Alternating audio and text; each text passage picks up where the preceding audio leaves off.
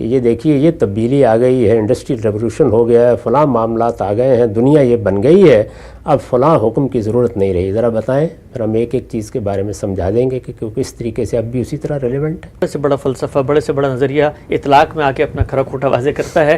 ایک مثال رکھ دیتا ہوں آپ کے سامنے۔ لوگ یہ کہتے ہیں کہ آپ کے قرآن میں لکھا ہوا ہے، ابدی شریعت ہے کہ جو چوری کرے اس کے ہاتھ جو ہے وہ کاٹ دو، ذرا آپ کھڑا کریں گے اور چھری سے جو ہے کسی کا ہاتھ کاٹ دیں گے تو آج کے دور میں اس حکم کے بارے میں کیا ریلیونس ہے؟ نہیں، چھری کے بجائے لیزر سے کاٹ دیں گے۔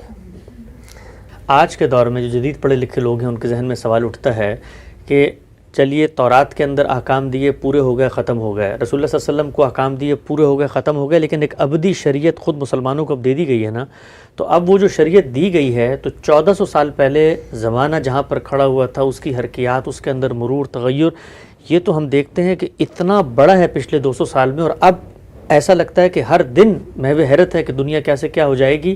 تو اس کے بعد اب تو کوئی پیغمبر بھی نہیں آئے گا، تو اب وہ جو تغیر واقع ہو رہا ہے تو اب شریعت میں تبدیلی کون کرے گا؟ علم الہی کا غیر معمولی معجزہ صادر ہو گیا نا جب اللہ تعالیٰ نے نبوت ختم کر دی۔ ایسے ہی ہے۔ میں آپ تو 10 سال پہلے بھی شاید پیشین گوئی نہیں کر سکتے تھے۔ ختم نبوت اس بات کی پیشین گوئی ہے کہ اب کوئی تغیر نہ میری کتاب پر اثر انداز ہوگا نہ میری شریعت پر اثر انداز ہوگا۔ جی اچھا، وہ کیسے؟ ذرا اس کے برابر کی کوئی بات انسانی فہم اور علم سے نکال کے دکھائیے۔ ختم نبوت کے اور کوئی معنی نہیں ہے، یعنی انسان کو اب نئی ہدایت کی ضرورت نہیں ہوگی۔ میں نبوت کو ختم کر رہا ہوں، اب میں نے رہنمائی دے دی ہے، یہ میری کتاب ہے، اب اس کی حفاظت ہوگی، ایسے اسباب پیدا ہو جائیں گے کہ انا نحن نزلنا الذکر و انا لہ لحافظون۔ یعنی اس سے پہلے دنیا میں بہت کچھ قبل تاریخ میں گم ہو گیا، یعنی اسے صرف یہ نہیں کہ اللہ کی کتابوں کے معاملے میں یہ چیز ہوئی، تمدنی حالات ہی ایسے تھے، لیکن اللہ جانتا تھا کہ محمد الرسول اللہ صلی اللہ علیہ وسلم کے بعد ایسے حالات پیش آئیں گے جس کے نتیجے میں قرآن مجید میں کسی ادنا تغیر کی بھی کوئی گنجائش نہیں رہے گی، اور جو شریعت میں دے رہا ہوں وہ شریعت بھی تمام تقاضوں کو قیامت کے دن تک پورا کرتی رہے گی۔ کوئی شخص انگلی اٹھا کے یہ بتا نہیں سکے گا کہ فلاں چیز پوری ہو گئی ہے، اور جو پورا ہو گیا ہے وہ وہی ہوگا جس کے حدود اور شرائط خود اس میں بیان کر دیے گئے ہیں۔ تو میں نے ابھی آپ کو مثالیں دیں کہ اس میں بھی بعض چیزیں ایسی تھیں جن کی ایک مدت مقرر تھی، وہ مدت ہم نے سمجھی ہے، اس کو بیان کیا ہے اور یہ بتایا ہے کہ اس کے دلائل کیا ہیں کہ فلاں چیز کس طرح فلاں صورتحال سے متعلق تھی اور فلاں چیز کس طرح فلاں صورتحال سے متعلق تھی۔ تہجد کی نماز کا فرض کرنا، اس کے بارے میں یہ حکم دینا کہ وہ آدھی رات کھڑے ہو کے پڑھی جائے، اس کا تعلق پیغمبر کی منصبی ذمہ داریوں سے تھا، یہ عام مسلمانوں کے لیے نہیں تھا۔ اسی طرح رسالت مآب صلی اللہ علیہ وسلم کو جو بعض ازدواج کے بارے میں ہدایت دی گئیں، دیکھیے وہاں الفاظ کے ہیں خالصۃ لک من دون المومنین، یہ ہدایات عام مسلمانوں کے لیے نہیں ہیں، یہ صرف آپ کے لیے ہیں۔ یعنی کچھ چیزوں میں رخصت دی گئی اور کچھ چیزوں پر پابندی عائد کر دی گئی۔ رسالت مآب صلی اللہ علیہ وسلم دنیا سے رخصت ہو گئے، اس حکم کی مدت بھی اس دن پوری ہو گئی۔ تو قرآن میں بھی ایسے احکام ہیں جن کی مدت تھی وہ پوری ہو گئی یا مدت مقرر کر دی گئی تھی، ہم نے اس کو سمجھ لیا۔ جن احکام کی کوئی مدت مقرر نہیں کی گئی ہے، جن کے حدود و شرائط ان کو کسی خاص دور تک محدود نہیں کرتے، وہ قیامت تک رہیں گے اور ان میں کوئی تغیر نہیں ہوگا۔ یہ تو ان لوگوں کو بتانا چاہیے کہ یہ دیکھیے یہ تبدیلی آ گئی ہے، انڈسٹریل ریولوشن ہو گیا ہے، فلاں معاملات آ گئے ہیں، دنیا یہ بن گئی ہے، اب فلاں حکم کی ضرورت نہیں رہی، ذرا بتائیں، پھر ہم ایک ایک چیز کے بارے میں سمجھا دیں گے کہ کیونکہ اس طریقے سے اب بھی اسی طرح ریلیونٹ ہے۔ بات واضح ہو گئی ہم سب۔ یہ شریعت کی اگرچہ ایک ایک حکم کی تحلیل اور اس کی توضیح کا موقع تو نہیں ہے، لیکن ایک بطور مثال بڑے سے بڑا فلسفہ، بڑے سے بڑا نظریہ اطلاق میں آ کے اپنا کھرا کھوٹا واضح کرتا ہے۔ ایک مثال رکھ دیتا ہوں آپ کے سامنے۔ لوگ یہ کہتے ہیں کہ آپ کے قرآن میں لکھا ہوا ہے ابدی شریعت ہے کہ جو چوری کرے اس کے ہاتھ جو ہے وہ کاٹ دو، ذرا آج کے معاشرے میں آپ باہر نکلیں، متمدن تہذیب، پڑھے لکھے لوگ، اور ہر جرم کے پیچھے کچھ سائیکلوجیکل نفسیاتی وجوہات، کچھ معاشی عوامل، چلے قبائلی عہد میں تو کسی نے چوری کی، آپ کے پاس آیا، ہاتھ کاٹ کے چلا گیا، کوئی مسئلہ نہیں ہے، اب اس نے سوسائٹی میں کھڑے ہونا ہے، اس کے ارد گرد ایک پورا معاشرہ ہے، ان کی نفسیات پہ کیا اثر پڑے گا،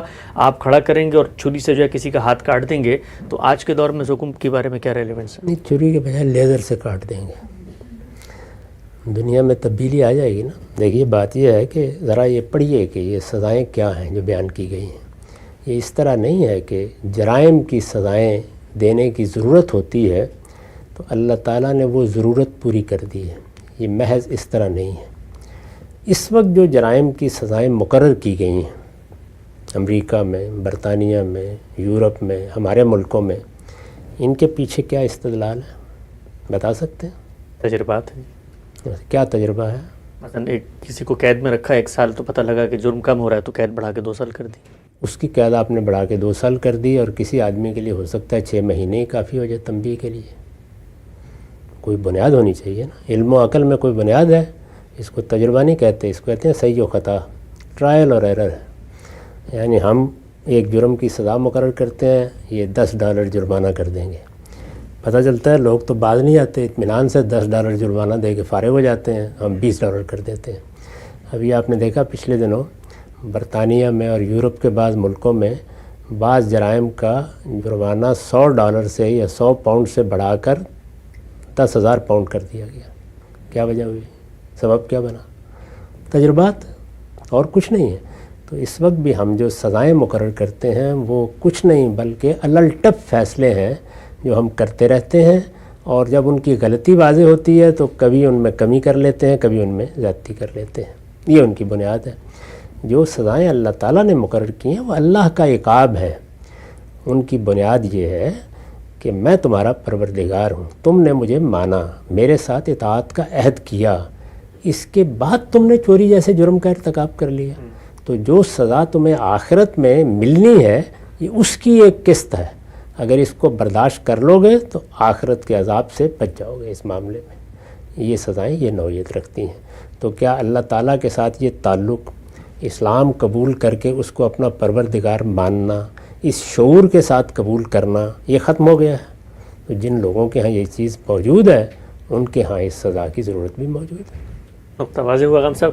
بحث کو خاتمے کی طرف بڑھاتے ہوئے ایک آخری سوال، ضمنی سوال ہے، اگرچہ براہ راست موضوع سے متعلق نہیں ہے، لیکن کچھ ناقدین نے یہ اعتراض کیا ہے کہ قرآن مجید نے ایک مقام پہ کہا کہ وَإِذَا بَدَّلْنَا آیَاتَ مَكَانَ الْآيَاتِ، کہ اللہ تعالیٰ اگر کسی ایک آیت کی جگہ دوسری آیت لے آتا ہے تو اس آیت کو لانے میں اصل میں اللہ تعالیٰ کے ہاں ایک قانون ہوتا ہے، آیت کا ترجمہ یہ، اور جب ہم ایک آیت کی جگہ دوسری آیت بدل دیتے ہیں اللہ خوب جانتا ہے جو اتارتا ہے، تو کہتے ہیں کہ یہ بنا لاتا ہے۔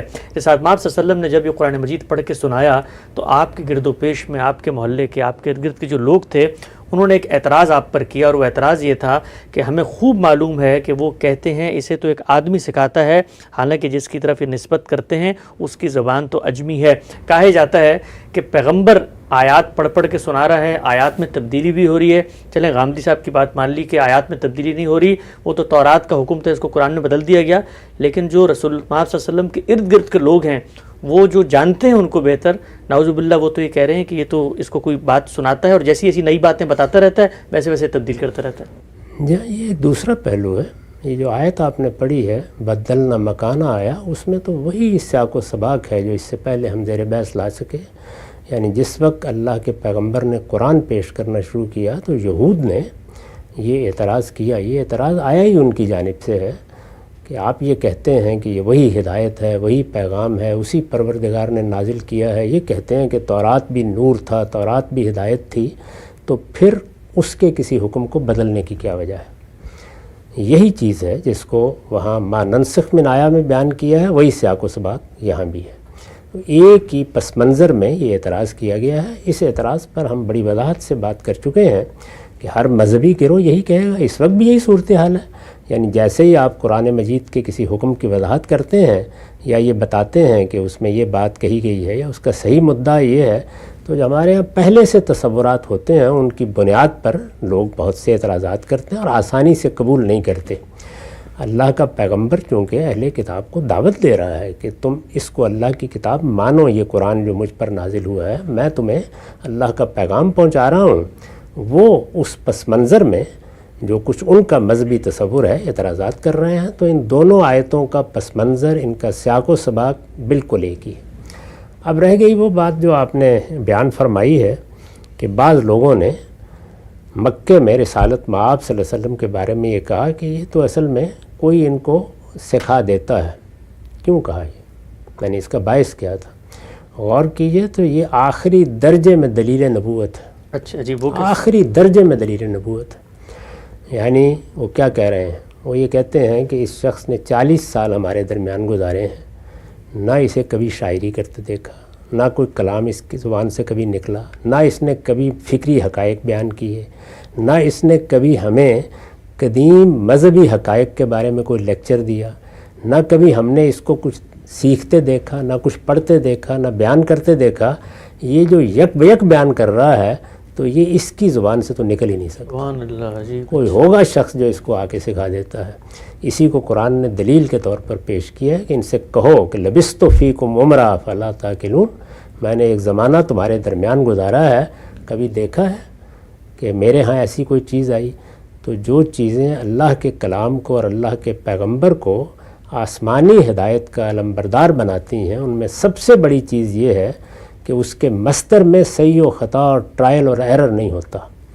ہم جب دنیا میں دیکھتے ہیں تو انسان پہلے ظہور پذیر ہوتے ہوئے نظر آتے ہیں، یعنی بڑے سے بڑے آدمی کے ہاں کچھ علم کا ظہور ہوگا، فکر کا ظہور ہوگا، کلام کا ظہور ہوگا، برے بھلی کچھ باتیں کہی جائیں گی، کچھ آدمی اپنے آپ کو منوانا چاہ رہا ہوگا، کہیں کوئی اسکول میں تقریر کر رہا ہے، کہیں اپنوں میں بیٹھ کر کوئی فکر لوگوں کو بتا رہا ہے، پھر فکری لحاظ سے بھی اس کے ہاں بہت سی چیزیں نمودار ہوتی ہیں، پھر جا کر گویا ایک بہت سے مراحل سے گزر کر پائے تکمیل کو بظاہر پہنچتا ہے، اور اب جا کر ہم کہتے ہیں کہ یہ غالب ہے، یہ شیکسپیئر ہے، یہ اقبال ہے، یہ آئنسٹائن ہے، یہ مرحلہ ہوتا ہے۔ انہیں کچھ نظر ہی نہیں آتا تھا اس سے پیچھے، اچانک جب یہ سامنے آیا تو وہ حیران ہو گئے کہ یہ اس میں یہ سب باتیں آ کہاں سے رہی ہیں۔ تو ان کا تلاش کرو، کوئی آدمی تو نہیں ہے چھپا کے رکھا ہوا ہے وہ ان کو بتاتا ہے۔